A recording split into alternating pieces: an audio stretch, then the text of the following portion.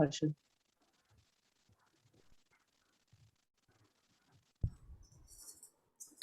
Yeah, Bhavya, you can begin. Science is the poetry of reality. It isn't about why, it is about why not. Good afternoon, everyone. I, Bhavya Sutha, on behalf of the Biochemistry Department, Deshbandhu College, feel honored to welcome our esteemed speaker, respected Principal Sir, faculty members, and my fellow students on this auspicious occasion of the release of our annual departmental magazine, BioSpark 21. This year's BioSpark e-magazine is a pandemic edition which has provided us with refuge to pen down our emotions and has helped in coping with this ongoing stress due to the catastrophic crisis. BioSpark has been a helpful medium to some of the most innovative ideas by the students. It has thus created a brainstorming space and inspired each student to delve deep into every subject and question the rationality of issues eminent to science. We feel privileged to celebrate this very spark on our annual departmental fest and to remind ourselves of the joy of learning and exploration. While this pandemic has surely limited our movement beyond our homes, it could not limit our enthusiasm for organizing various events. We, the biochemistry family, was successful in orchestrating the events for the year 2021, including Cell Dialogue Tool, a hand-drawn cartoon-making competition, InnoSpark, and innovative idea presentation, to name a few. The event's success reverberated through the enormous response from the students. Today, we are all here to see the glimpses of these accomplishments in our departmental magazine. I feel immense pride in welcoming Dr. Harshal Arora, who is an alumna of our prestigious institution. She is a postdoctoral fellow and also our guest speaker for today. Dr. Arora will be sharing her expertise on protein structure and function, pentafunctional arome complex. Without further ado, I would like to call Astha ma'am to begin the most awaited event for which we are gathered today.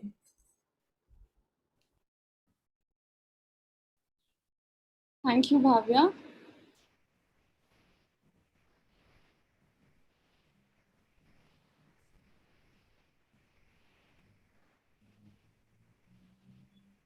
Good afternoon to one and all.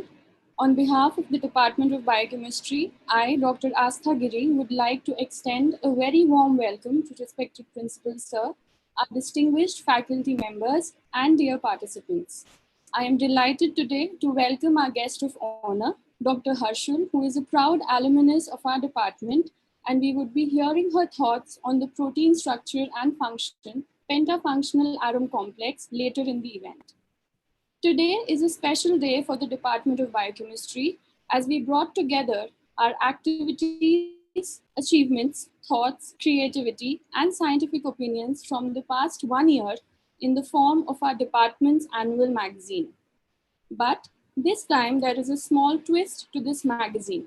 The tradition is old, but the magazine is jacketed in these new times. It is an e-magazine, and we all know the reason why. The COVID-19 pandemic ensued in early January 2020 and still continues to wreak havoc on our daily lives. This pandemic taught us to do things the virtual way, and this magazine is the result of the same. The pandemic edition of our BioSpark magazine covers the period from January 2020 to March 2021, wherein we have spent majority of our time at our homes trying to manage online teaching, online webinars, online FDPs, and probably introspecting all that we were doing online. This edition of our BioSpark magazine has 5 major sections. The first section, Evolving Science, comprising of scientific articles written by our students as well as each and every faculty member. The next section is Pinnacle, showcasing student and faculty achievements in the pandemic year. The third section of poems, stories, and experiences shared by our students and faculty members has been named as Reverie. The magazine has a fourth section, Reminiscence, which summarizes the various events and activities like conferences, webinars, journal club, which the department has organized between January 2020 to March 2021. And finally, we have the most creative section of our magazine, Piece de Resistance, which showcases the creations of our art maestros of the department. I believe the zeal and enthusiasm of student volunteers and coordinating faculty members involved in bringing out this edition is very much evident through the pages of this Biospark magazine. As a member of the editorial team, I would like to take this opportunity to truly thank each and every person who has contributed towards the completion of this magazine. Let us now officially release the Biospark 2021 Pandemic Edition magazine.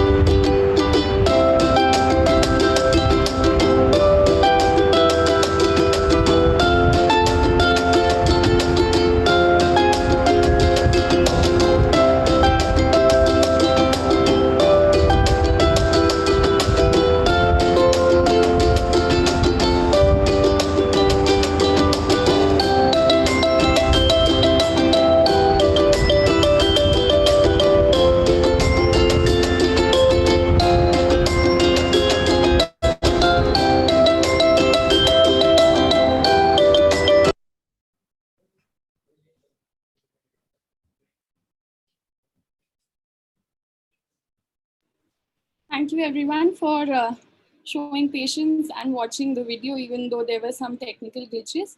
I would now like to invite Dr. Preeti Karwar to kindly take over and introduce and welcome Principal Sir. Preeti ma'am, over to you. Thank you, Asta. Thank you for coordinating all this. And now I'll just want to tell the audience first that the link for the our magazine, Biospark e-magazine, is there on the website, and it is there in the chat window. So you all can open it and access it from there. Yeah. A very good afternoon to respected principals, sir, the esteemed faculty members, and dear students from Deshbandhu College and all institutions across Delhi University and other institutions for joining us today in Biospark 21. I'm grateful to IQAC Coordinator, Dr. Aditya Saxena, and DBT Star College Scheme Coordinator, Dr. Indrakant Singh, for their endearing support and joining us today.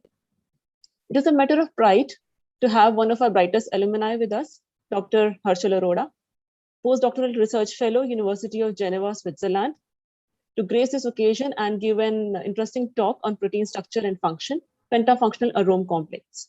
We are eagerly looking forward to interact with you, Harshal, and I hope to see the same bubbly and chirpy Harshal on the Biospark dais. Welcome, welcome, dear. I'm glad that the August gathering today has taken out the precious weekend moments to witness glimpses of our annual departmental magazine, Biospark 21, pandemic edition. Biospark magazine is not just a collection of scientific articles. It is a document that gives a window into the enthusiasm and excitement of the department faculty and the students for the science and the discipline of biochemistry in particular. It gives an opportunity to the students to showcase their scientific writing and communication skills, literary talents, as well as experiments with their creativity. It's a very special magazine as it has been prepared in unprecedented times. It has been made virtually. It has been released virtually today.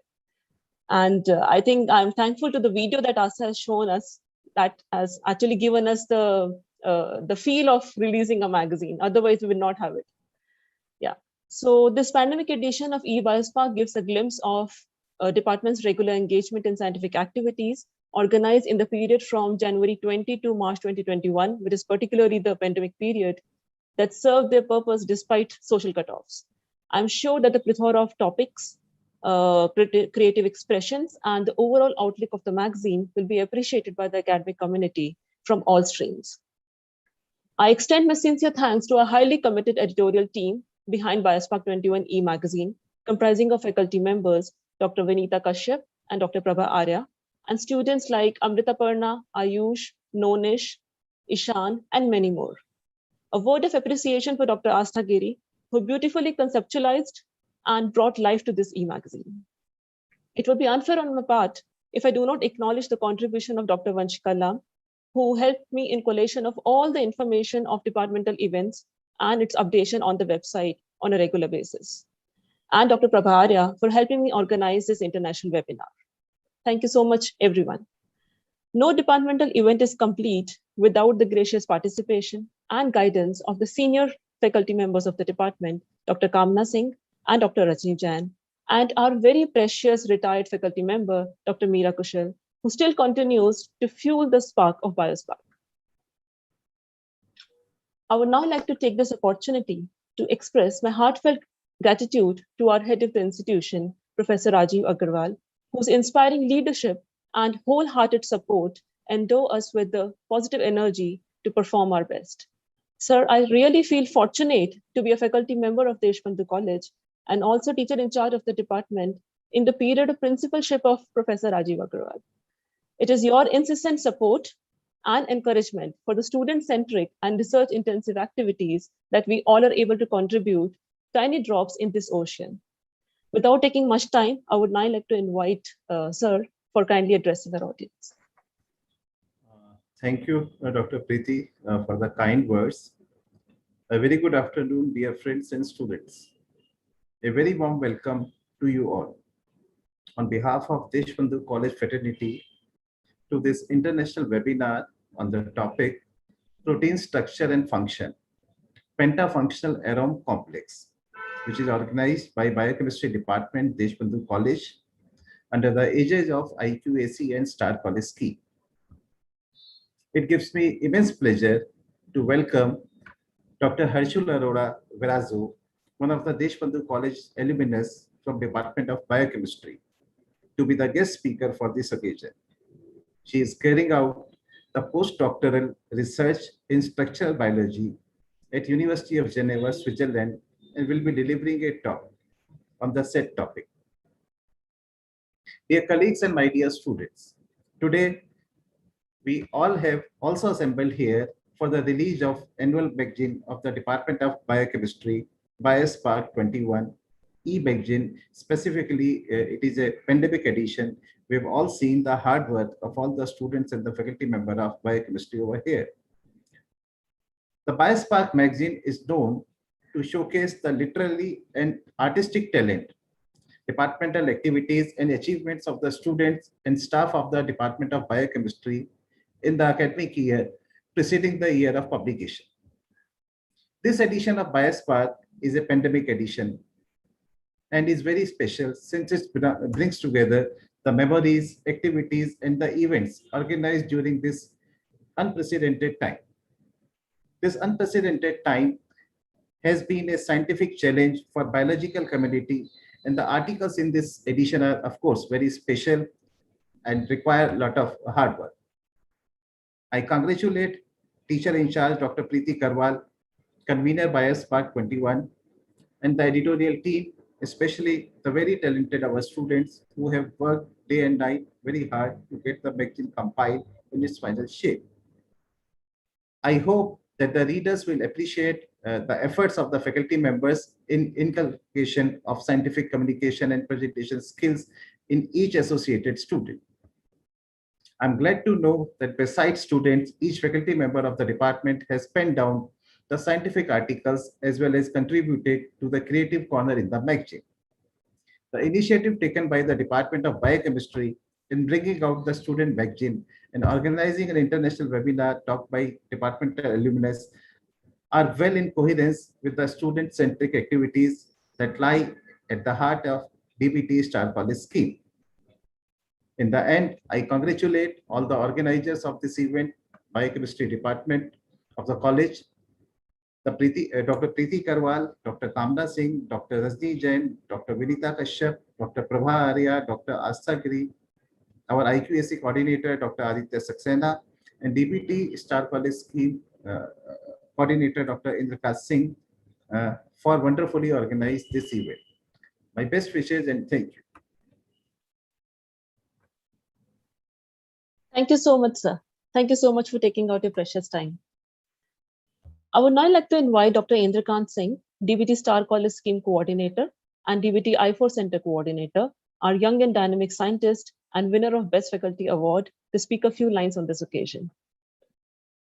Over to you, Dr. Indrakant. Thank you, Dr. Preeti, for this opportunity. But I think this is the time when we are eagerly waiting for our esteemed speaker and our alumni to listen on this interesting topic, that is protein structure and functional component.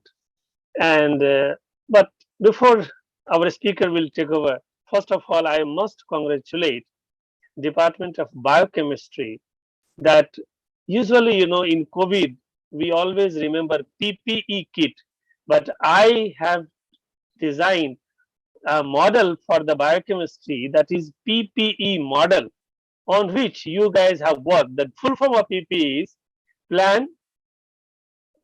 program, plan, and execution. That's excellent. So PPE model for biochemistry department, and I must congratulate out of all these 5 departments, being an DBT Star Scheme Coordinator, I must congratulate complete team of biochemistry, including faculty member, teachers, senior faculty members, that whatever request or program I have asked for to Dr. Preeti and whole team, you are always the first one. Although if you see alphabetically, your name comes first, biochemistry department, out of these 5, and really you deserve the first. So PPE model for you. Thank you so much. And congratulations again for this wonderful program and wonderful topic. It is very much required, not only for the students, for all the faculty member also to know and see the new insight in this direction. Thank you so much again. And now I think we should take over by Preeti, and we must welcome our guest of the day. Yeah, thank you. Thank you so much. Thank you so much, Dr. Indrakant, for the kind words of appreciation. And thank you for joining us here. Please be there till the end. Yeah. Thank you. Can I have now on stage Dr. Meera Kushal, our founder member of the department, the real spark and the engine behind this Biospark, to please speak a few words. I know our student can wait. Meera ma'am is here because she had been asking for her all along. Ma'am, you need to unmute. Ma'am, you need to unmute and start again. Sorry, you need to start again. Please unmute yourself, ma'am.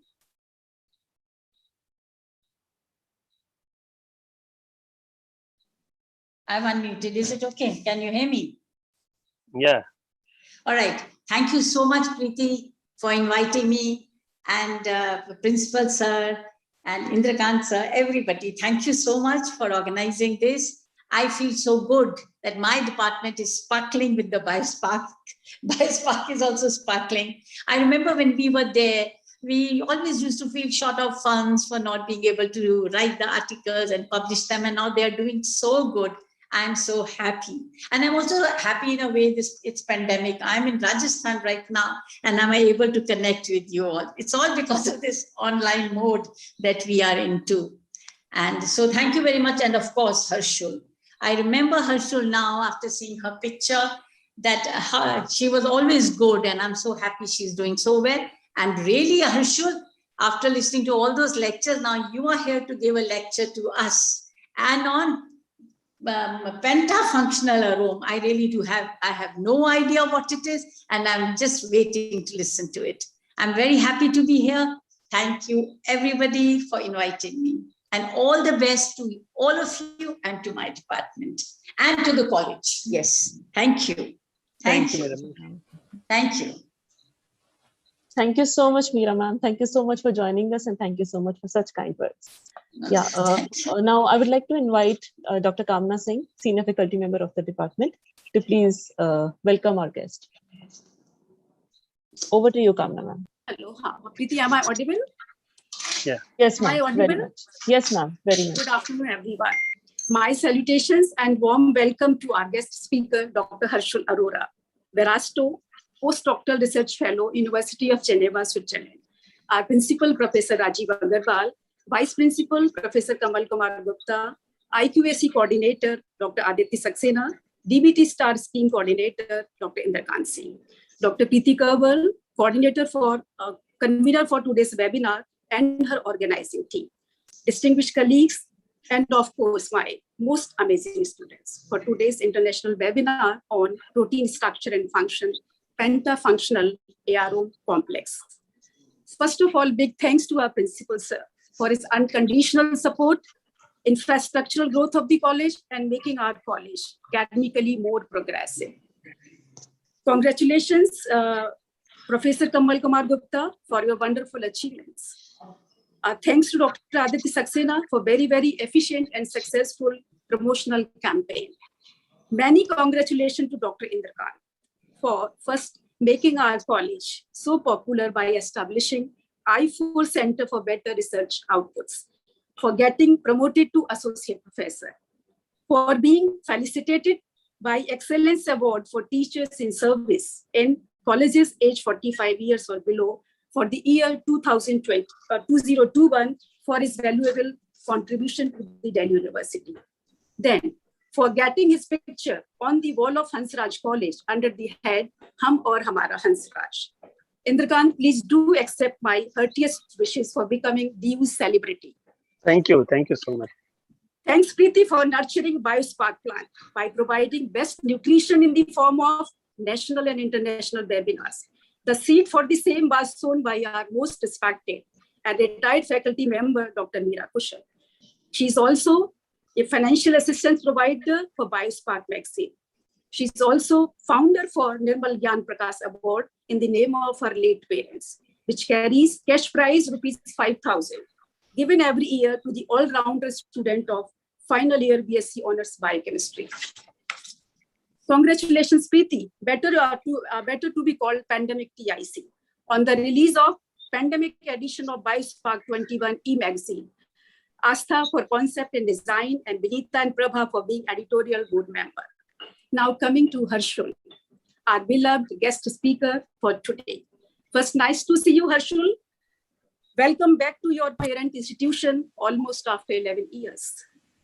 Teacher-taught relationship is very, very strong. Teachers, they never forget their bright students. Harshul has been a star student of our college. This college gave her wings to fly high and wisdom to shape her career, future. Best wishes, Harshul, for your upcoming endeavors. She did her graduation in biochemistry from our college in the year 2010, Masters in Biochemical Technology from Madurai Kamaraj University, and PhD from Max Planck Institute in Developmental Biology from Tübingen on multifunctional enzymes in the shikimate pathway in the year 2018, where she explored enzymes structurally and functionally. Presently, she is working as postdoctoral fellow at the University of Geneva, Switzerland. Thank you, Harshul, for accepting our invitation to deliver a talk in spite of having an additional responsibility of a small son. This is the real spirit for your parent institution. It's a proud moment for all of us to be enlightened by the research work of our own student. Nice to have you, Harshul. Hope you all are safe there at Switzerland. Thank you all. Over to you, Harshul. Thank you very much, ma'am, for such a nice introduction. And I'm very happy to be back and meeting you all again. It's really nice. And yeah, talking in front of you. You were always teaching me all these nice concepts of biochemistry, proteins, and we were looking at all the structures in the Voyet biochemistry book. And now I'm going to show you one of the structures. It's a really good feeling. So I will start with the presentation. I'll share a screen. If I am in a hotel right now. We were on a vacation as well. So if the internet doesn't work, I will ask Preeti ma'am to share the screen instead of me for the slides. So I will share the screen for now. If it doesn't work, then Preeti ma'am, I'll ask you to take over. Okay. Can you see my screen? Mm-hmm. Perfect. Yeah, we can. Thank you very much for coming here today. And I'm going to talk about my PhD project, because it's published. So usually in science, you always talk about something which is already published rather than talking of what you're doing right now, just in case, because it doesn't work out or stuff like that. So I'm talking about my PhD project that I did in Max Planck Institute for Developmental Biology in the Department of Protein Evolution. And I was working on the shikimate pathway. Before I go there, I will give you a brief summary of me again, which Kamna ma'am already did very nicely, but just so you have it on a slide. I did my bachelor's in biochemistry from this college in the year 2010. And then I did a master's in biochemical technology. My project was dealing with proteases there. And I was always interested in looking at the structures of the proteins. So that's why I applied to the Department of Protein Evolution. And I was very happy to get selected there. And there I was working on really X-ray crystallography and protein biochemistry to really look at the structures. For me, understanding the structure means that, because, you can understand how actually a protein works. Without the structure, you can, with the biochemical measurements, you can just see and understand the biochemical activity like catalytic activity, but you will not know how to design an inhibitor to stop an enzyme, to make a drug. So looking at the structure is very, very important. And now I'm working at the University of Geneva, but today I'm going to talk about my PhD project, as I told you. So this is a cell, okay? You can see how beautifully different proteins are arranged there. Now the question that we were trying to understand was, if the enzymes for one single pathway, are they close together or are they really far apart from each other? And if, for example, these 4 enzymes, which you can see on the screen, these A, B, C, D, are forming a pathway and they are not so close together, does the substrate actually travel all the way, or do they come close to form a higher order assembly? And the beauty in nature is that sometimes you have different enzymes catalyzing different reactions, but sometimes you can have a multifunctional enzyme in which, like all 4 of these, are fused together. They are synthesized by a single gene. And then you can see whether that is faster or slower than the individual enzymes. And you can predict what is actually happening in the cell, because still we cannot really look in the cell. This is one of the best ways we could do it. So for this, I worked on shikimate pathway. Shikimate pathway has 7 steps. And since we are biochemistry students, I will go through the pathway. Usually I just skip the pathway and show the people, okay, I'm not going to talk a lot of chemical reactions, but as we all study biochemistry, I'm going to go through the pathway here. So it has this 4-carbon sugar and PEP, and we lose the phosphate and you get the 7-carbon sugar. And then the ring compound is formed. You release phosphate again, and then the ring is formed with the hydrokinate. After the removal of water, you get rehydroshikimate, and then reduction gives you shikimate, phosphorylation gives you shikimate 3-phosphate, and then an addition of PEP gives you EPSP, and finally we make corisomate. So this pathway has 7 steps, and corisomate is the precursor of all the aromatic amino acids, which you all must have studied, are so important in the metabolism and are responsible for rare metabolic disorders if some enzyme is missing. Then ubiquinone is made with that, para-aminobenzoic acid is made with that, vitamin K is made with that. So this pathway is important. And interestingly, it is absent in mammals. So we need to obtain these compounds through diet. And now, as it is absent in mammals, it is drug target. But that's not the reason we were interested in this pathway. We were interested because out of these 7 steps, from step number 2 to step number 6, can be done by a single enzyme in fungus. This is called ARO, and this enzyme was discovered in 1960s. And all the like trials to get the structure of this enzyme were futile. Nobody else could do it so far. So it was a hard project, and if you are successful, then you would get a good publication. So my boss was not so happy that I'm taking over this project, but I wanted to try it. So this is a really big enzyme. It's a 340 kilodalton protein in total. It's a dimer, so it's 340 kilodalton. So far, we know the structures of all the single enzymes. So individual enzymes which exist in bacteria, we know the structures of them. And there is one other enzyme, which is another bifunctional enzyme in this pathway, which is these 2 steps together. Okay, this is another bifunctional enzyme, and structure of this is also known. This is seen in plants.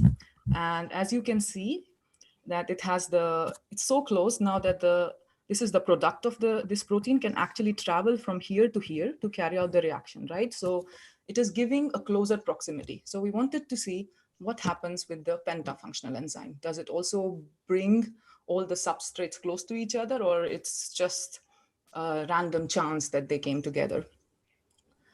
So this is the order of the individual domains in the gene.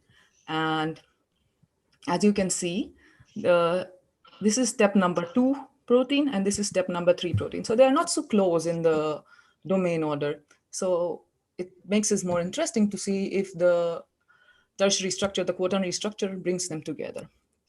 So this protein was, I started working on this from a thermostable organism, just so we could have a functional protein, because previous to us, when we would see the publications, people had a lot of trouble in trying to obtain the protein. So I cloned it in E. coli. This is a fungal protein. I cloned the gene in E. coli. Then when the gene was cloned in E. coli, then we could purify the protein from a nickel column, so affinity chromatography.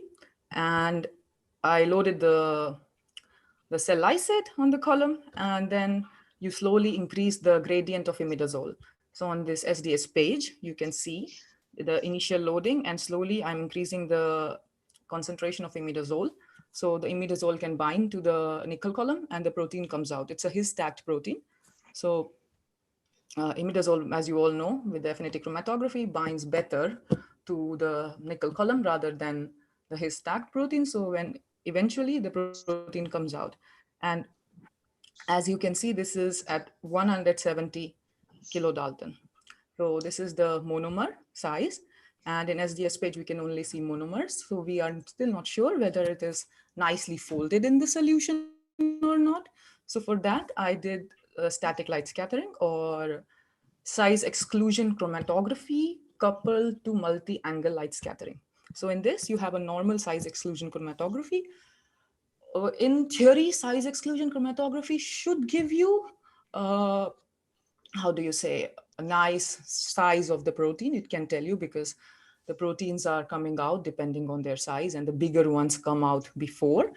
But it also depends on the shape of the molecule. And it can actually, you have to calibrate the column before, so it can actually give you a better estimate if all the proteins that you're using for calibration have the same shape. But we know that it is usually not possible. And you need to have a globular protein, and more or less in nature, you don't find a lot of globular proteins. So we did with multi-angle light scattering. In light scattering, you measure the light scattered at different angles from your substrate. And you are coupling it with size exclusion chromatography, then you use refractive index, and this gives you a better estimate, like a perfect estimate of how big your protein is. And you can see it is exactly 340 kilodalton. So you measure the radius of gyration and you are sure that you were getting the right size. So we were very happy that we could get, first of all, a protein which is corresponding to the size that we were expecting. So then I did a CD measurement for this protein. And CD is basically, what we do is we take the electric field of the light, circularly polarized light, and the molecule actually differentially absorbs your left-handed and right-handed light, circularly polarized light. And based on that, you get a pattern, and then you can decipher how the molecule looks. So these two are showing that it's alpha helical, and this part is showing that it is also containing beta sheets. So it's a folded protein. Then when you know that your protein is folded, you want to see how much stable is the protein. Okay, so for that we do a melting curve. For that, I used the 220 nanometer wavelength, and the protein was supposed to be looking like this. As you can see, it's around -20 here, the pattern of the protein. And then I gradually increased the temperature 1 degree Celsius per minute. And you can slowly see that the protein is denaturing around 50 degrees. So this protein, because we were using a thermostable thermophilic organism, so the protein is thermostable up to 50 degrees. So we were very happy that we have a solid protein, and we can actually try to get something done when we got such a nice protein. So it's a huge protein, and it took me 2 years to get a good crystal structure from this. So we were also trying other techniques to see what can be done if we cannot obtain a crystal structure. This is a negative stain transmission electron microscopy. So we just use guanidinium, and we negatively strained the protein sample, and then we looked at it in the microscope. And with this, the aim behind this is to see if your sample is not coagulated in the solution. So because if you have a coagulated sample, you cannot do cryo-EM. You all must be hearing a lot about cryo-EM these days. This is the new revolution in biochemistry. And one of the prerequisite to do cryo-EM for your samples, you need to have a sample which is nicely distributed in solution, and you can see individual particles. Now, we were very lucky to get this one as well. It looks very nice, but my institute that time didn't have cryo-EM. And at the moment, it's so busy to get a beam time somewhere in the world. So we had like months of waiting time always in front of you. And they are more interested in targets which are, how do you say, that they can be used in human drug design rather than a fungus protein, for example. So it's a bit hard to get beam time. And now our institute has its own cryo-EM, but that time we were not so lucky. So I was crystallizing this protein. And meanwhile, we also tried other techniques. One technique that we tried was cross-linking mass spectrometry. So what happens in cross-linking mass spectrometry is that you take the protein and you cross-link with the linker that can, I hope you all know mass spectrometry. I will go through a little bit of introduction of mass spectrometry. So what you do is you cleave your protein, and then you pass it through a column, and then you measure the size of all the particles that are coming using the mass spectrometer. Okay, but in this case, cross-linking mass spectrometry, you link the individual residues of proteins beforehand, before you pass it through the column. And this linker has been designed such that it can be, that it can it can sustain the destruction of the cleaving of the protein afterwards. So the links that you make are not cleaved when you cleave the protein to different using a protein cleaving enzyme, for example, trypsin. So here we use the DSS linker, and don't ask me the full name, I just don't remember it right now, but you can look it up. DSS linkers, it cross-links lysines, the primary amine of the lysine, it makes an amide bond with that. And so it basically is linking. You want a question to be answered right now, or we do it afterwards? If you want, go ahead. You have a question, Pooja?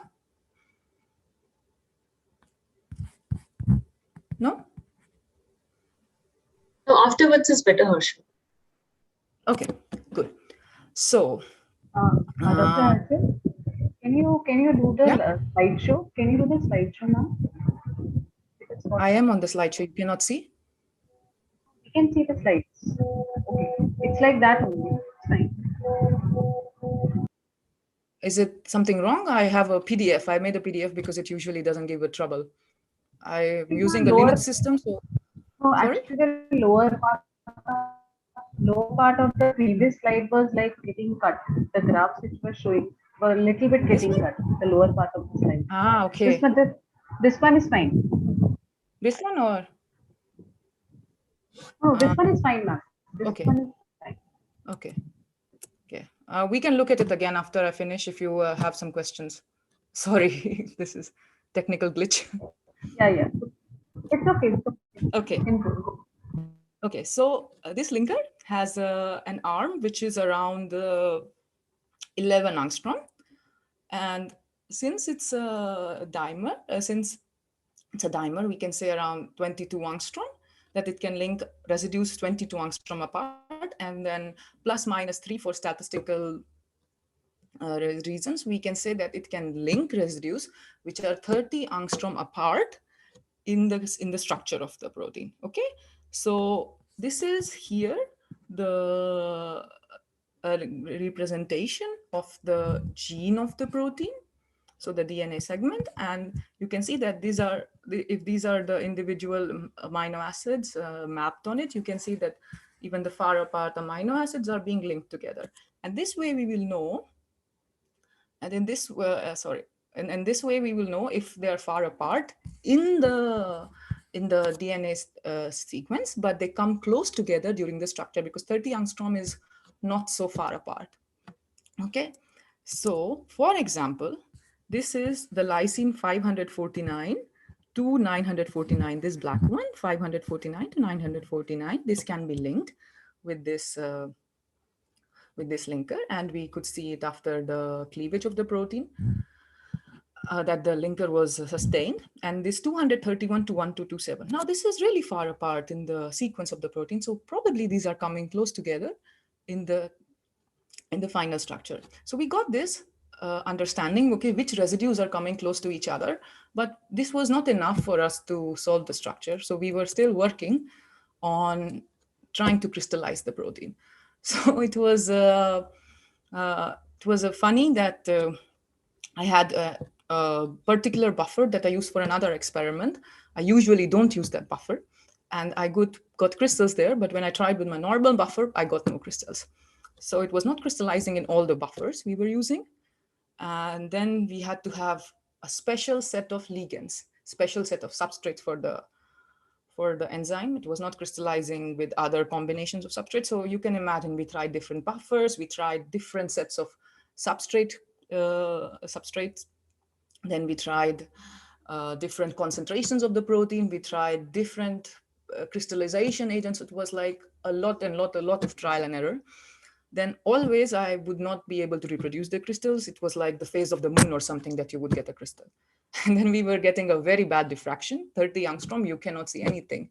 You need to have maximum 3 angstrom to see something. So at the moment, some nice proteins, nice behaving small proteins, this is a huge protein, they can go up to 1.2, then you can also almost see hydrogens. But if you really want to look at other amino acid side chains, you need to have maximum 3 angstrom. Otherwise, you cannot look at even the backbone of the protein. Okay. So I got a suggestion from one professor who came for a talk. He suggested me not to use gel filtration chromatography. So I was doing a nickel column, as I was telling you, and if affinity chromatography, then I would go for a gel filtration chromatography. And he was telling that in his behavior, he was working with cryo-EM, that some proteins don't like it. They somehow it changes their shape and they are not so happy in the EM grid anymore. So, and don't concentrate it with filters. So we usually have filters and we put the samples in a filter and then we centrifuge at 3000, 4000 RPM, depending on the cutoff of the filter. And then you pass, let's say this is a 340 kilodalton protein. So you could use a 100 kilodalton filter, and whatever is less than 100 kilodalton will go out, and then you will have a more concentrated sample. So this is the usual system we do for most of the proteins, and he recommended not to use this. He said that you take a dialysis bag and then make a grave with PEG, not like a very, so PEG is usually let's say PEG 7,000, 8,000 with the powder, and then put the protein there and slowly let the liquid come out. That might help. And that was really helping us a lot. So the funny things that sometimes help you rather than doing always the things that you're doing. So I wanted to find this out. Then we could get a crystal until 8 angstrom. Well, it was very good compared to before, but it's not good enough. Then I did a lot of optimizations, and usually we set up crystals. The volume that we are using is 300 nanoliter. So it's with the robot. But when you're optimizing, you don't use the robot because you want to increase the size of the crystal as well. So I was setting like thousands of crystals with hands, with a pipette tip and mixing things and setting them. And then finally, with a lot of optimizations, you change the buffer, you change the pH, you change the different concentrations of the molecules that were giving you crystals. Then we could get a 3 angstrom structure. And now what happens is when you gather the diffraction data, you use that data. So as you must have studied, you take a protein and then you are passing X-rays through it. Take a crystal structure. Now the crystal is basically a lattice, right? So when you're passing X-rays through a lattice, then you get a pattern. And that pattern will depend on that particular lattice shape. That's why we crystallize. Because the crystallization puts a lot of molecules, which are wobbly otherwise, in a proper lattice next to each other. So when you get that particular diffraction pattern dependent on the shape, then you try to use already known structure. Either you try to use already known structure and try to fit in that shape. Okay, that's called molecular replacement. And then if you are lucky, then you will get your molecule sort of fitted in that shape, and then you can start replacing the similar molecule with your own sequence. So we had the individual monofunctional enzyme structure solved, but it was not enough because it was a huge protein together. So it was not enough to use molecular replacement with the individual monofunctional enzymes. Then the other thing that you can do is you try to make your crystals with heavy metal. And heavy metal diffraction pattern is different than the normal diffraction pattern, and that you can see. And then you can decipher using that. You don't need a similar molecule. You can understand so you know where which amino acids are going to be affected by the heavy metal, and then you know that in your sequence, and then you can see it in spots in the diffraction pattern. This is there, and then you can try to build it. It's not easy. Molecular replacement is much easier, but if that doesn't work, then you try heavy metals. We were not lucky even there. Then we use selenomethane in labeled protein. So as you know that this is a special amino acid, and it also has a different diffraction compared to a normal protein. So you collect the data at a different wavelength compared to your normal one to get the CMET data. So I was very lucky there. Some proteins are not soluble after doing selenomethane labeling. So what you do is you grow your E. coli normally, and then after that, when you are so you grow in the beginning normally, like the first culture, and then overnight. So what we usually do, we use a starter culture, and then we make liters of bacterial culture to get enough protein. So I was making 6-liter bacterial culture here. So the starter culture is normal, and then you use a special medium which contains selenomethane, but doesn't contain normal methionine. So when E. coli is replicating itself, it will try to incorporate selenomethane in all of its proteins rather than normal methionine. And then finally, we got this protein, and the crystals were at 3 angstrom, and we could solve the structure. And that's how it looks like. So as you can see here, the step number 2 should be close to step number 3, and they are actually on top of each other. This is the step 2 and step 3. They're on top of each other. And then the kinase domain is next to it. And then the kinase domain is next to it. And the phosphorylation domain is up here. So it's actually, it can go like this. The substrates can actually travel in this, this I didn't change. So this is DHQS. And you can see the DHQS, which is the second step, is next to, okay, the color coding is also different. It's very nice. Okay, last minute preparations are not good. Okay, so this is the step 2, then step 3, then step 4, step 5, and step 6. So the substrate can actually travel like this. And this is actually bringing the substrates, the individual enzymes, close to each other in the to carry out the reactions better. And then what we could see is, then we looked at the PDB. You must know that PDB is where we deposit all the individual crystal structures that we find. We deposit them at PDB. And then using those structures, we saw that there are different conformations for the monofunctional enzymes reported. So it could be like this, or it could also move like this, which is for the different catalytic state. So depending on the catalytic state, the monofunctional enzymes were reported to have different conformations. So we were looking whether these conformations are, we could map on our structure. We could map that, and I will come to this again. But I go back to the cross-linking mass spectrometry once more. So I was telling you about the 549 and 959, they're coming close to each other. They are far apart in the sequence, but they come close to each other. And here you can see that these two are really close to each other.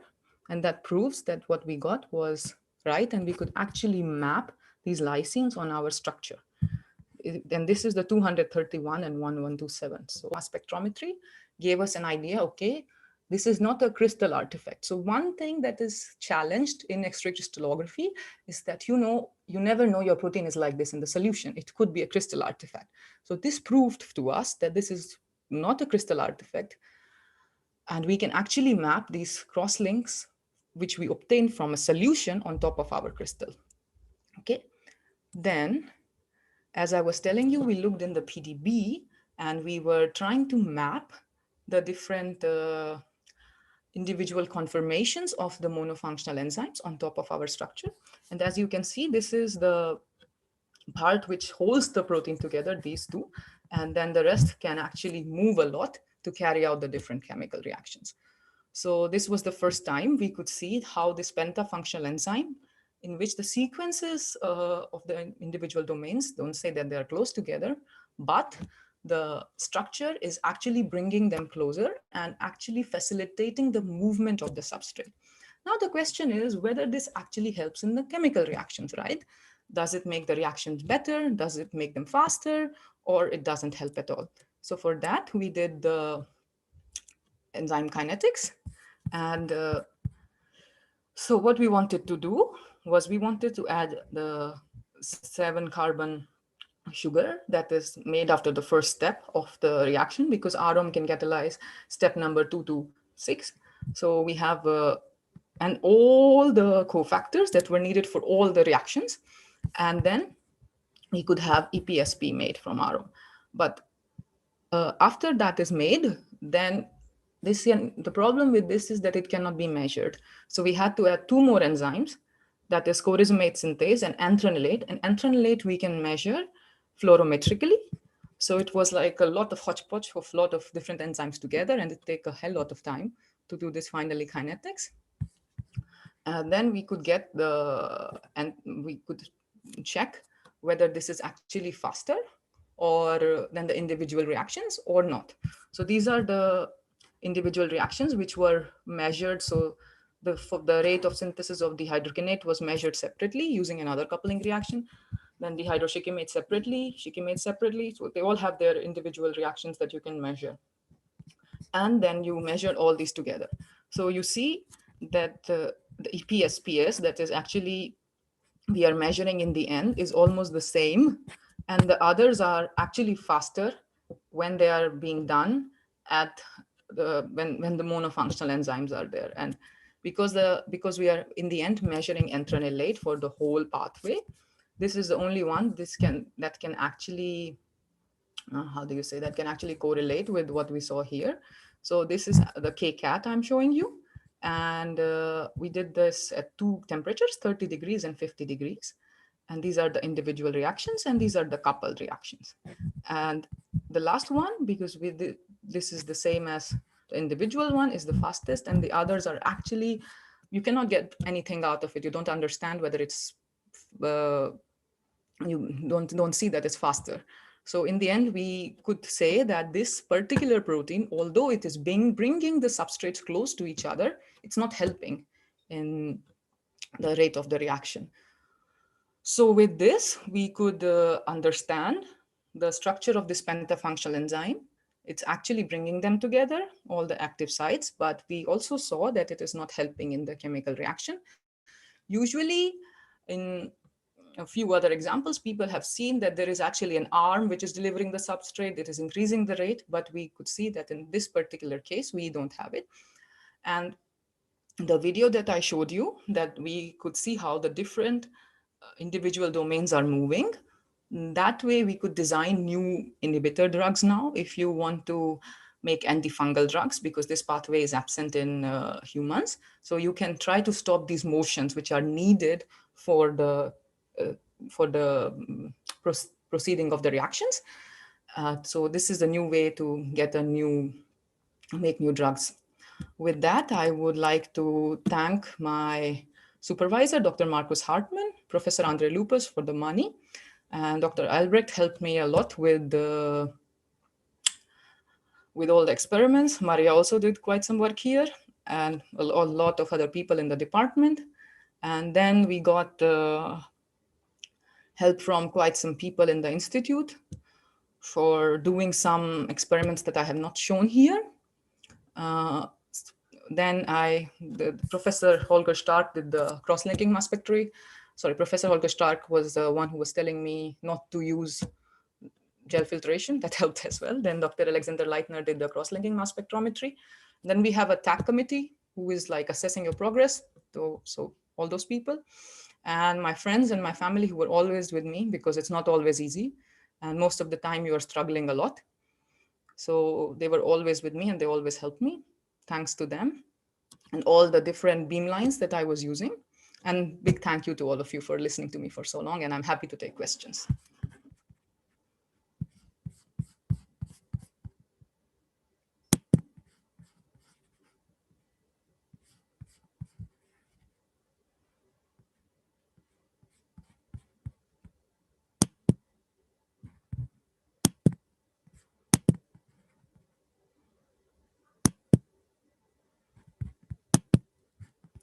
Voilà. Okay. I have questions here or?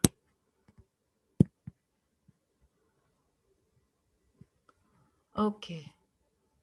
Akhil has a question. What is the problem using gel filtration in downstream process? So it's like a thing that you know by experience, okay?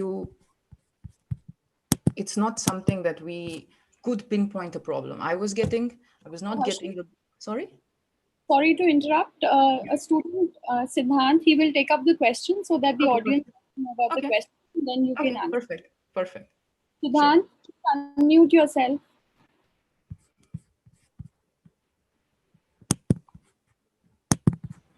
If he's not able to unmute, kindly the meeting. I'm finally able to unmute, and we have a question from Akhil for Dr. Harshul. What exactly was the problem by using gel filtration in the downstream process, and how was this protein finally obtained after the dialysis? Okay, so you have to understand here, we don't really have a way to see how the protein is different, right? I showed you 3 different ways that we see the quality of the obtained protein. That is, one of them is SecMals, that you could see that it's a dimer and it's like coming as a one single peak in the solution. And then the other one is CD, right? None of them is actually looking at the protein. That's why you are crystallizing this protein to see whether you can actually get a way to look at the structure. So we don't really know what was wrong with the protein. It's just that it was somebody's experience that they were doing the, how do you say, they were doing a lot of work with the cryo-EM proteins, and their samples were looking, so I show you, for example, here, where is, okay, so this one, so yeah, this one, okay, close the chat window. Yeah, so here you can see that these are individually separated proteins, and it looks like a butterfly, like the original structure. I didn't want to say this before, but yeah, I was very happy seeing that it's a butterfly. So these butterfly particles you can see separate, right? But in his case, he had seen that he could not see individual particles so nicely when he was using gel filtration, because it was somehow distorting the protein. We do not really know, like it's a trial and error, and then you try out different things, and then we could see obtain a better crystal. I don't know exactly how it helped, but it is said that somehow it distorts the shape of the protein sometimes. So that was the reason. Could I answer your question?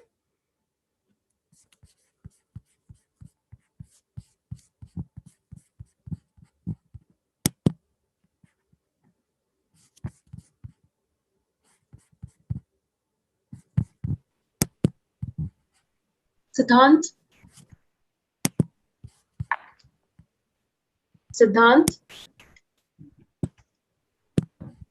Yes, I'm finally able to unmute myself. So we have another question for Dr. Harshul. So are you not able to unmute yourself? Yes, ma'am. The host has yes, enabled. ma'am. I have to unmute him every time. So maybe then, Prabha, you can take up the questions because it becomes very difficult otherwise. Okay, ma'am. So next question is from Vinita, ma'am. The enzyme is pentameric or dimeric? Could explain the SDS page gel result. Plus, please explain the gel picture. Okay, sure.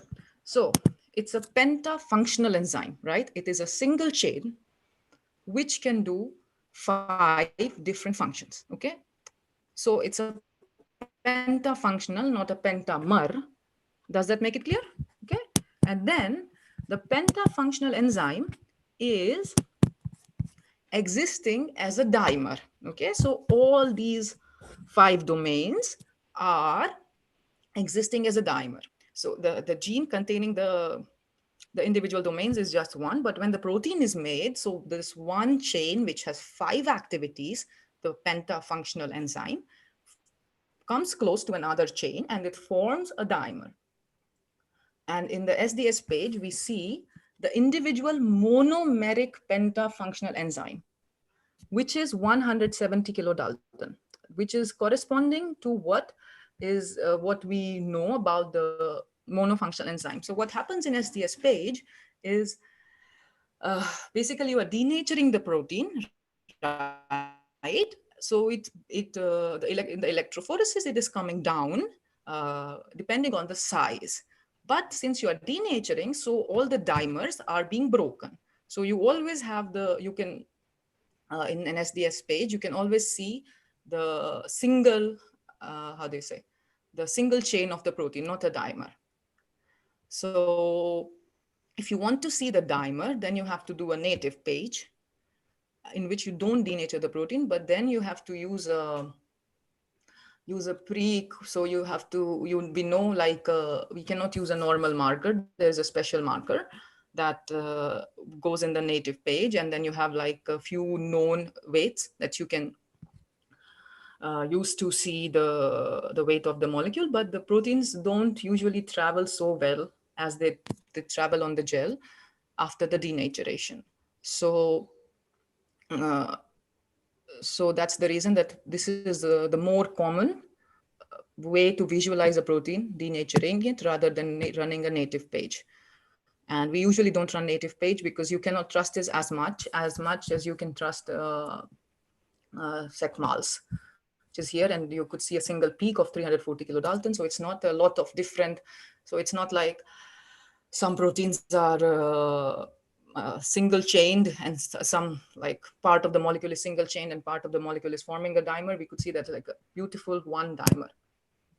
Does it explain you, or to answer a question? Yes, ma'am. Yes, ma'am.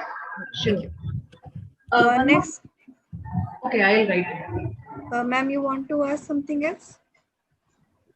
Vinita ma'am? Yes, yes. I want to ask one more question. Okay, ma'am. Please Ma'am, ask. what was the purpose for making the crystal? Because I mean, why did you spend so much time on crystallizing? Because the weight was known to you. I mean, I just want the students to know why you went for the mass spectroscopy analysis. So we just, the thing was with the mass spectroscopy analysis, you sort of, so we were having a lot of trouble with the crystallization. Now, if you want to see how the backbone of the protein is nicely arranged, and you want to see if the ligands are bound or not, if the reaction sequence can be carried out, which water molecule is doing what, where is the phosphorylation happening, you need a structure, right? But in this case, we were having a very hard time crystallizing this protein. We tried n number of other things. Ideally, in an ideal world, you could do a cryo-EM. This was showing nice results in the EM picture, as I showed you, but we didn't have a cryo-EM. So we were trying all sorts of possible different techniques. Okay, so we tried the cross-linking mass spectrometry, and I didn't show. We did X-ray scattering in solution. There also you can obtain sort of a shape, but nothing was helping us to get the exact crystal, like how do you say, exact structure, how the backbone is nicely arranged. We were not able to solve it. So we got a lot of links, but you could sort of see, okay, probably this domain is here, probably this domain is there, but we were not able to exactly pinpoint how the structure is arranged. So usually before the cryo-EM, X-ray crystallography was the gold standard. And almost everybody who wants to see how the molecule is arranged and how it is doing the enzymatic reaction, and you want to see the substrates bound there, you need to have a crystal structure. So today we can do cryo-EM, but earlier it was not the case. So everybody was doing crystallography, and we were trying other things to see if we could get some sort of an information, because this was a big protein, and usually you don't have a very good chance in crystallizing such big proteins, because the bigger they are, the more wobbly they are. This side chain can be a little bit open. This can go in this conformation. This can go in that conformation. And so proteins don't crystallize very well. And the bigger they are, the harder it is to get the crystal structure. So we were trying other possible things, and we were hoping that we could, if we don't crystallize it, we could get a time with the cryo-EM, but we were lucky in the end that we could get a crystal structure. Anything else could I answer a question, or you have some other question? Thank you, ma'am. You have very well answered. Thank you very much. Next question is from Dr. Ashwini. He is asking, recently black fungus reported in post-COVID patients. Is this molecule show potency against this? So it's a protein, and it is seen to be present in fungus. So it's not a drug yet, but all the fungus that contains this particular protein, if we use drugs that can restrict the activity of this particular enzyme, then yes, you can make an antifungal drug out of that. But at the moment, there is only one drug that is used for shikimate pathway, that is glyphosate, that is stopping the last step of the reaction. And it's very controversial. So what we are proposing is that now we have shown that fungus contains, where is it? The fungus contains this, is it here? Yeah. So the fungus contains this particular enzyme, and these are the possible movements that we have seen already shown for other enzymes. And for this particular enzyme, all these movements can also be targeted to stop it. So if somebody would make a drug, there is no drug yet other than glyphosate. If somebody would want to make a drug, they can actually make a molecule which can, for example, stop this movement or this movement, and that will kill the enzyme. And then you can have like a target to make new drugs. So there is no drug yet. Does this answer your question? I think no. Next question is from Dr. Akhil. Sorry, Akhil. He is asking kinetic analysis you had done was only at two temperatures, 30 and 50, or you have tried at higher temperature. Till what range of temperature did you obtain high KCAT? Okay, so as I showed you in the CD before, that the protein is not stable. Okay, it's not stable more than 50 degrees. You can see that it starts denaturing. So we cannot go higher. Okay, and this particular thermophilic fungus was living around 50 degrees. So we didn't want to go higher than that because you're actually killing your protein. So you cannot study enzymatic activity higher than that. And the reason, usually in the lab, we always do all the reactions either at 25 degrees, which is the room temperature, or you can go maximum to 30 degrees. The reason we wanted to see at 50 degrees because this protein was thermostable, and we didn't see any enhancement in the activity with the pentafunctional. So could it be that we don't see it because we are not using the optimum temperature? So we checked at 50 degrees, and as you can see in the kinetic analysis, that 50 degree has a higher activity in general compared to the 30 degrees, which is the optimum temperature at which this enzyme is working. But we still didn't see any enhancement of the activity of the pentafunctional enzyme compared to assessing the monofunctional equivalence.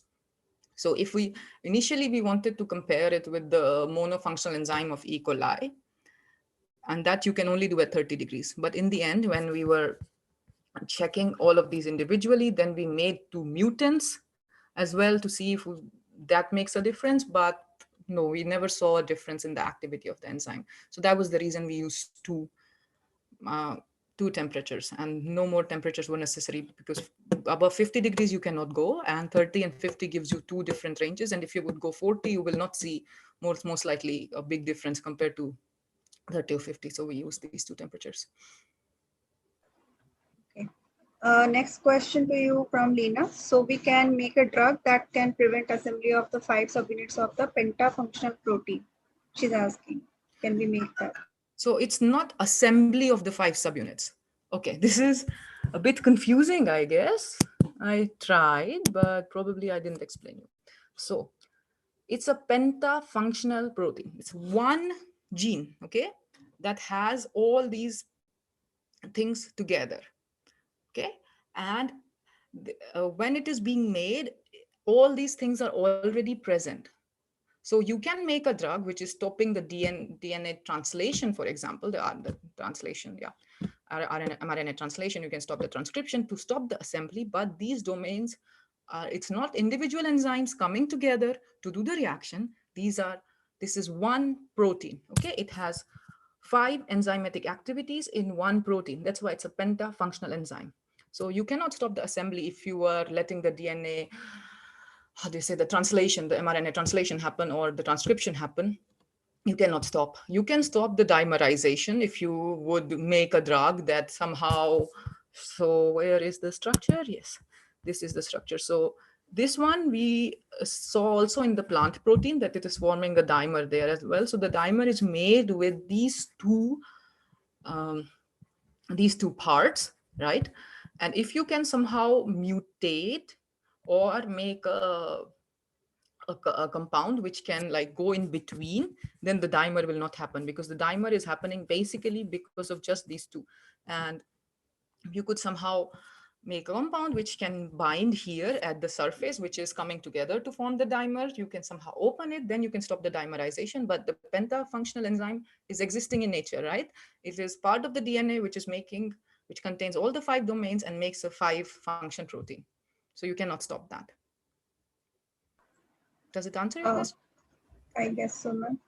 Next question from Vanshika, ma'am. How fungal enzyme is different from the plant version? The plant enzyme only has these 2 things together, right? We all saw the structure of the plant enzyme, which has only these 2 together, and the fungal enzyme has the 5 activities together. So in plants, out of the 7 steps, 5 steps are done with 5 monofunctional enzymes, and there is 1 bifunctional enzyme that can carry out 2 steps together. But in the fungus, you have 1 enzyme which does 5 steps together. It's not different. In the plant, we saw that these 2 things are together, and they are also together here. So this is agreeing with the plant data that because they are catalyzing the preceding step in the enzymatic reaction. So they are for the consecutive steps, they are next to each other, which is in agreement with the plant data. But in the fungus one, we see how an even bigger assembly can be formed. So it's not really different. It's just that it contains more subunits. It's a bigger protein. Okay. Next question is from Vinita, ma'am. She's asking, please explain significance of this enzyme in a disease model. Okay, so that was not my aim to study the disease model. It's a fungus enzyme, and we wanted to study whether we can see any effect with the help of the multifunctionality. So if the reactions are happening with substrates being in close proximity because of a pentafunctional enzyme. And I actually studied different bifunctional enzymes as well, which I'm not showing you today from this pathway. So we wanted to see what actually does it help to have a bigger enzyme which can have the substrates close to each other or not. We were not really looking in the disease model, but now that we have shown the structure and we have shown how these individual hinge motions happen, as you saw in the video, which are needed for the reaction, which was not seen before. So it can be used in a disease model. I was not aiming to look it in a disease model. Okay, next question is from Pooja. She's asking, what is the full form of SS linker? DSS linker. SS linker. DSS linker. Yeah, DSS linker is, I told you, I don't remember the full form. It's dihydrosuccinamide something something. You can look it up. This I don't remember at the moment. It's not on the tip of my tongue. So if you Google DSS linker for lysines, you will find it. Sorry, this is not at the tip of my tongue right now. Something with succinamide. Yeah. Yeah, there is no more question. Just a request from Preeti ma'am. She's asking, she's having a piece of advice to you that yes, you can give a message to our student for their research endeavors and life skills in general. Okay. Research endeavors and what was it? Sorry, I couldn't get the last line. Life skills, yeah, life skills in general. Okay. So the reason I was going a lot into all the ways these experiments were carried out was because I wanted to show you that you already know almost all the techniques that are used in the research. You have studied them. I remember studying, I don't know the syllabus right now, but I remember studying affinity chromatography. I remember studying how to isolate the protein here and there. I remembered studying about CD. I remember seeing all these beautiful structures in Voyet. So you know all this already. So it's just that when you're doing it in the research, you are working on something which is not known. So you cannot just find it somewhere and then do it like that. You have to read a lot of literature. You have to troubleshoot a lot, and you have to try different ways. You have to talk to people. Maybe somebody has done something similar, and they could get success in one step that you are not able to do at that time. So you have to be very persistent. It's not hard.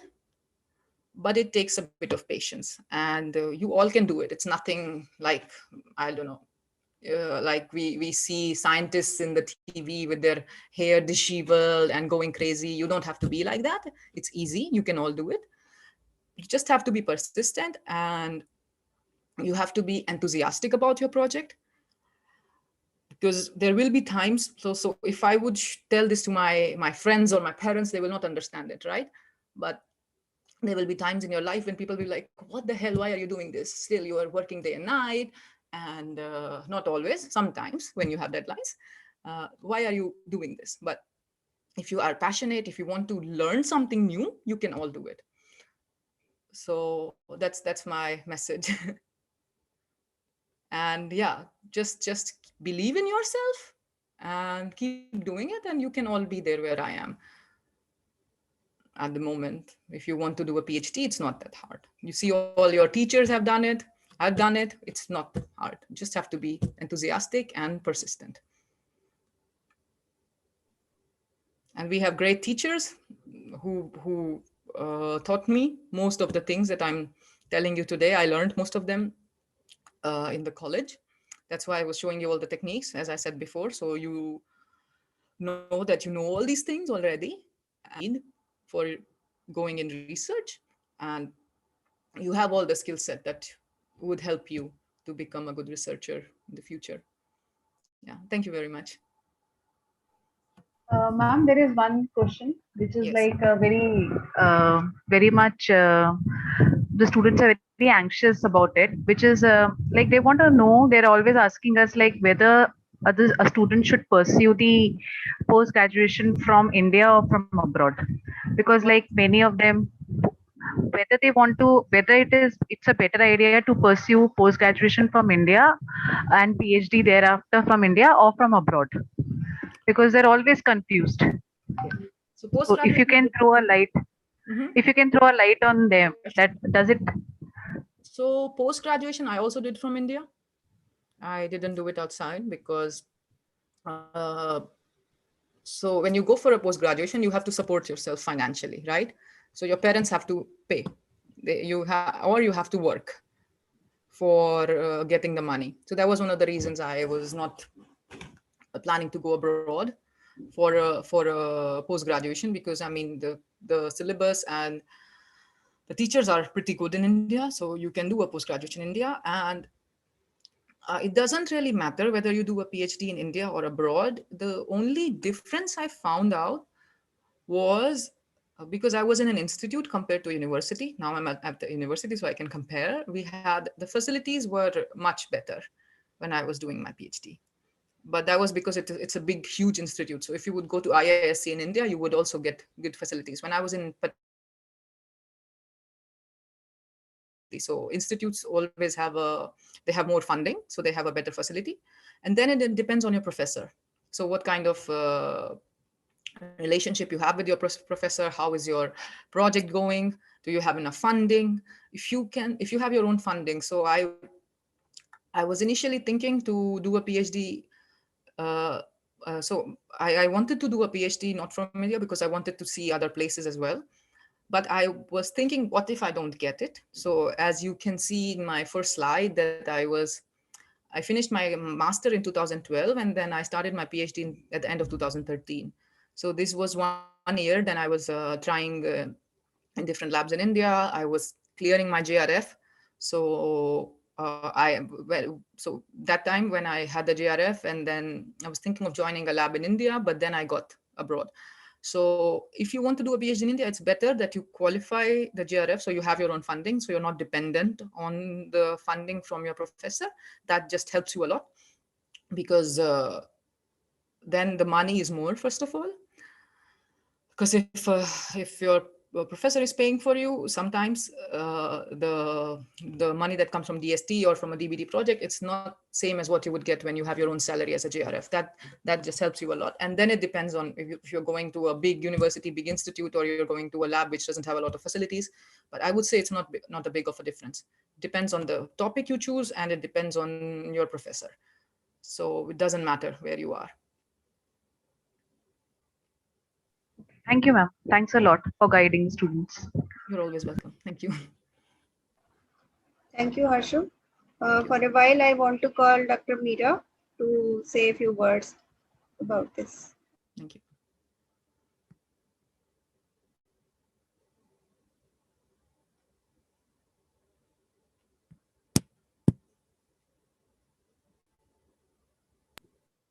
You can stop your presentation. Okay, thank you. Okay.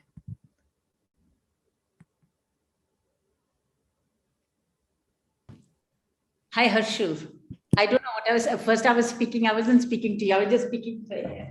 Listen, what I was saying was when I was listening to you, I was remembering teaching you fatty acid synthase complex. Yes, ma'am. Enzyme. It reminded me of that. But when your topic came to me, I was just, I don't know why, but I thought that maybe there is an enzyme that you found which with one only, which will change when the one reaction takes place, it changes and gets the second function, which could be totally different, in out of different functions. Yeah, fatty acid synthase has. Yeah, I was just thinking of it like that.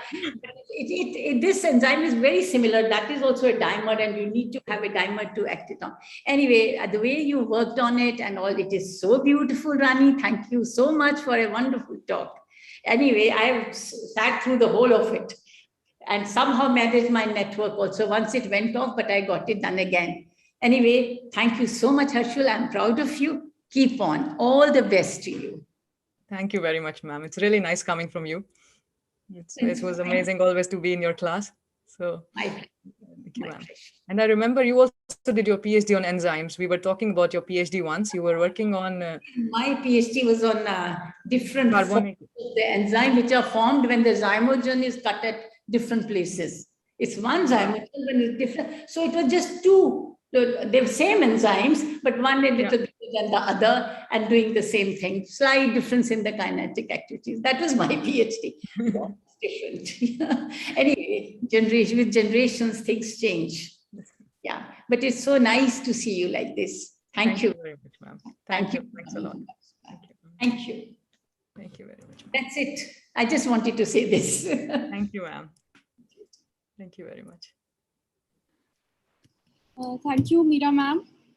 And thank you, Dr. Harshul. With this, we come to the end of the question answer round. And now I would like to invite our first year student, Amrita Aparna, for giving the formal vote of thanks. Amrita, over to you. Thank you, Asha ma'am. Good afternoon, everyone. Respected Principal Sir, Professor Rajiv Agarwal, respected Teacher in Charge Ma'am, Dr. Preeti Karwal, Honorable Coordinator, Deputy Star College Dean, Dr. Indrakant Singh, Honorable Coordinator, IQSE, Dr. Aditya Saxena, respected teachers, and all dear participants. It is such an honor for me to get the opportunity to thank all dignitaries. I, Amrita Aparna Maiti, on behalf of Department of Biochemistry, Deshpantu College, and the entire crew of BioSpark, extend a hearty vote of thanks to our respected speaker of the event and alumnus, Dr. Harshul Arora Varasto, for sharing with us your findings and opinions today. We are really grateful to you for enlightening us with such an enthralling topic, ma'am, protein structure and function, pentafunctional arome complex. In today's webinar, we discussed about the shikimate pathway, the crystal structure of ARO-DE, experimentation of CT arome, crystal structure of pentafunctional arome complex, XLMS stains mapped on crystal structure, GIF of arome complex in action, and kinetic analysis of arome.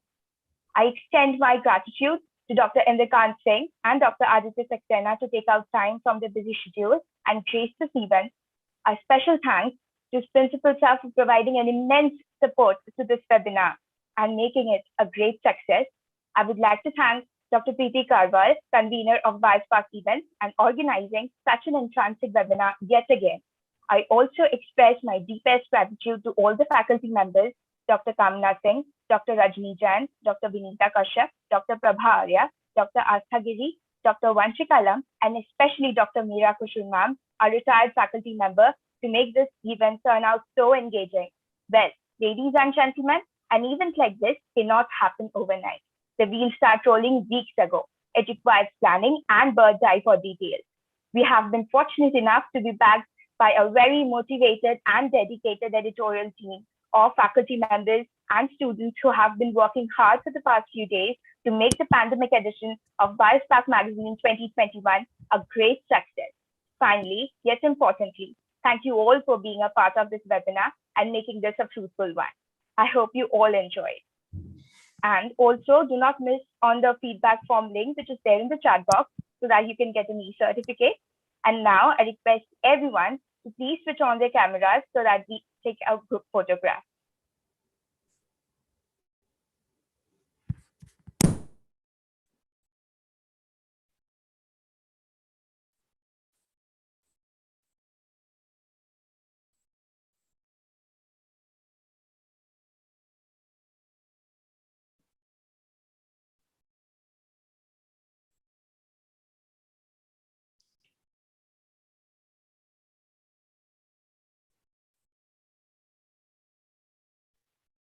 I request all to please switch on their cameras.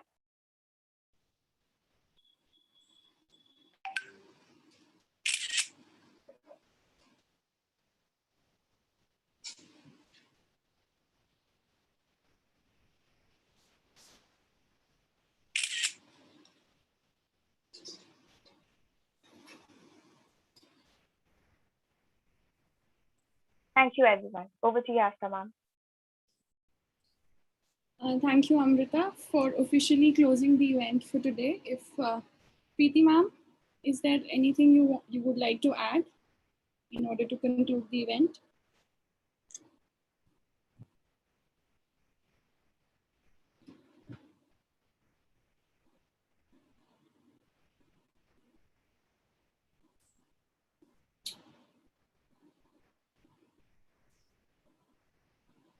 Sorry, I was not able to unmute myself because, yeah, there was a power cut and I had left the meeting and now rejoined using my phone. So, yeah, thank you so much. I missed all the valedictory part. I'll just see in the YouTube link now. Ma'am, we can take the group. Thankfully, I was there at the time of